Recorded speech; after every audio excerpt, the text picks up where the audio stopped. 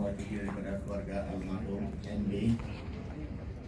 Kalau jika ada yang ingin ditanyakan, saya kalau bisa saya jawab, ya kalau nggak bisa, saya jawab.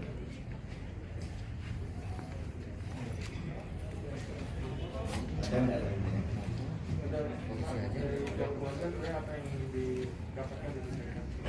saya dari Paguyuban Persatuan Aceh Rantau merangkap sebagai tim advokat nanti untuk membela kasus yang diduga pengeroyokan. Kami tim advokat daripada yang almarhum MB.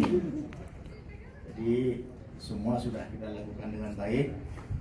Insya Allah kita yakin percaya tidak ada gejolak apapun nanti di kemudian hari. Kasus ini mari kita serahkan kepada pihak penegak hukum biar terang benerang nanti.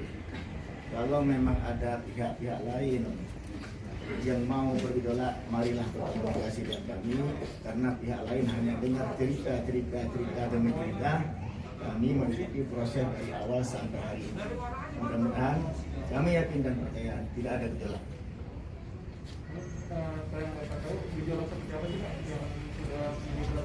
Ini kan yang berkembang di media sosial, balas dendam atau apa segala macam itu mungkin hanya segelintir orang yang kita juga tidak tahu siapa orangnya. Yang pasti saya mewakili keluarga sebagai tim advokat. Kami sudah berbuat sampai tadi malam kita bawa pulang jenazah ke Aceh, disambut dengan baik. Dan kami yakin tidak ada gejolak balas dendam, main hukum sendiri atau main hukum rimba, tidak ada. Karena kita NKRI punya hukum, panglima tertinggi negara kita adalah hukum. Mari kita serahkan kepada penegak hukum.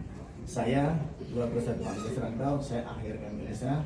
Kalau ada yang bertanya, kalau nggak cukup di sini, nanti saya kasih nomor handphone saya.